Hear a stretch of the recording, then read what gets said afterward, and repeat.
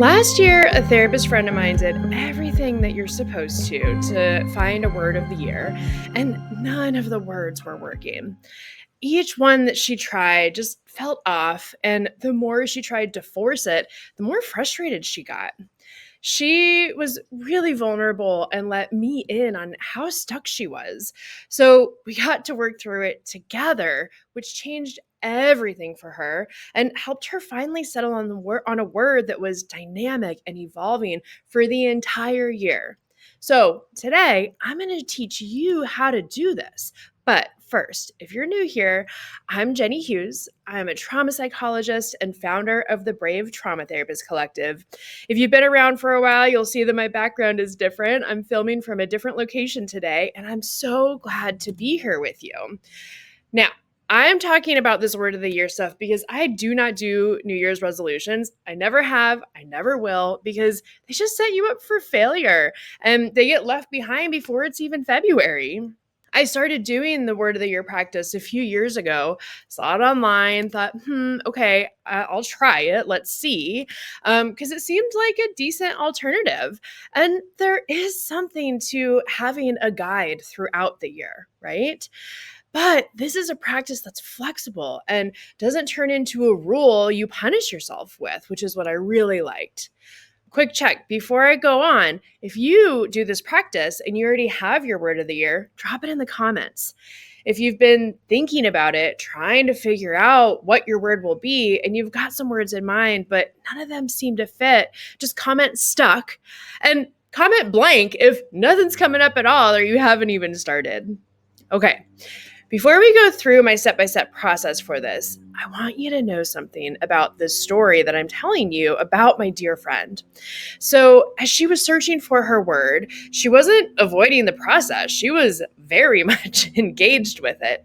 She had reflected, she had brainstormed, she had a list of good words, but she was trying to do the whole thing just in her head alone. And that's where things kept breaking down because there was no one to help her externalize the word, to talk through it, and to reflect things back to her so that they could land, not just in her brain, but in her body. So, as we work through my process here, you and I, keep that in mind and start to think of who you want to share your process with. Okay. And I will share more at the end of this video, but head to the description because we're doing a free Word of the Year workshop in Brave on January 9th. So I want you to come join us. Okay. All right. Step one of this process I've developed. When every word feels wrong, you're running through this list in your head, stop trying to choose. I say this because if nothing fits, it's not a sign that you've missed something. It actually means it's not time to narrow down yet. Back to my friend, she kept circling words that she thought that she should pick. Words that sounded right on paper, but every time she tried to land on one, it just didn't work. And then the harder and harder she pushed herself to decide, the more stuck she felt. And that stuck feeling was important information that she just couldn't quite see on her own. But once she reached out, we decided to just expand on all the words floating around in her head, not because she was in decision mode, but as more of like a free association task to let her mind expand and be open to any and all possibilities. This leads to step two. Get the process out of your head, which is the most important part that people skip.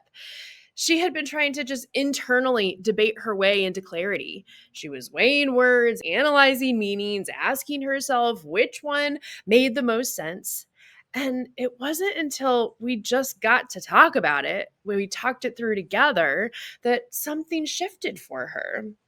We started saying words out loud together without pressure to pick one or to commit, just to brainstorm, to try each word on for size. I helped her pay attention to what happened each time she heard herself say a word.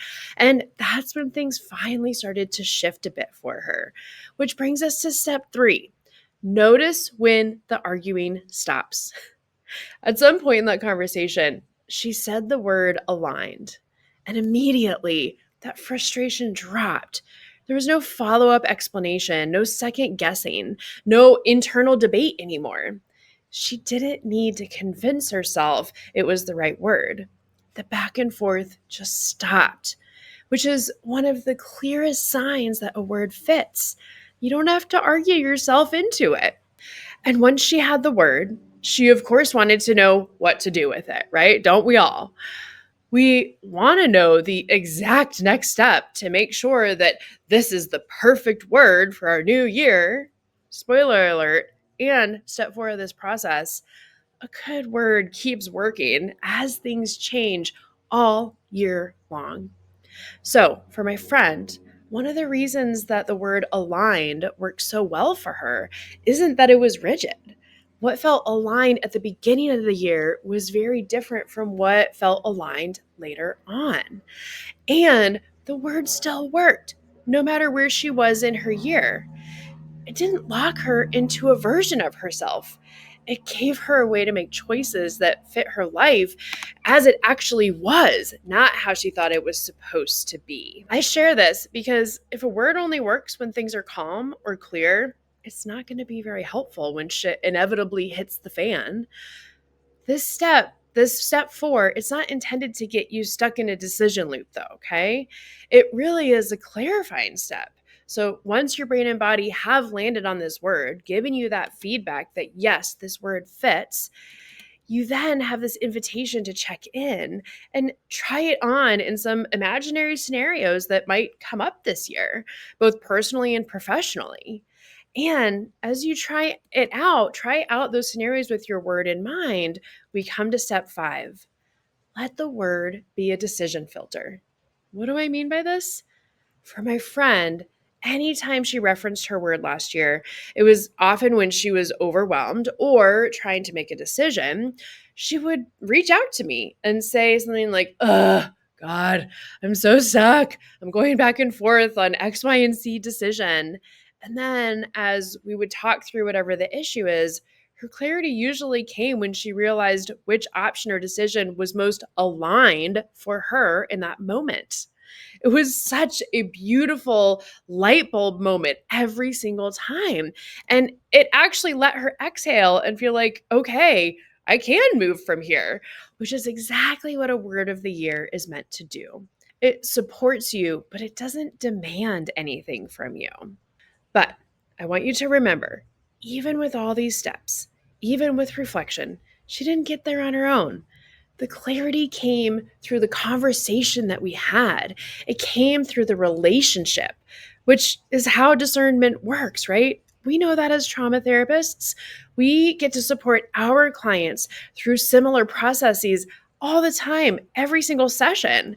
But it's hard to receive that for ourselves. I'm the most guilty of that because we're used to just carrying everything all alone. And this is why I started hosting the Word of the Year workshop inside the Brave Trauma Therapist Collective, not to teach you the right word, not to push you towards insight, but to give you a space to walk through this process with other trauma therapists in real time, including some guided group brain spotting practices to help you really notice what fits for you in your brain and body.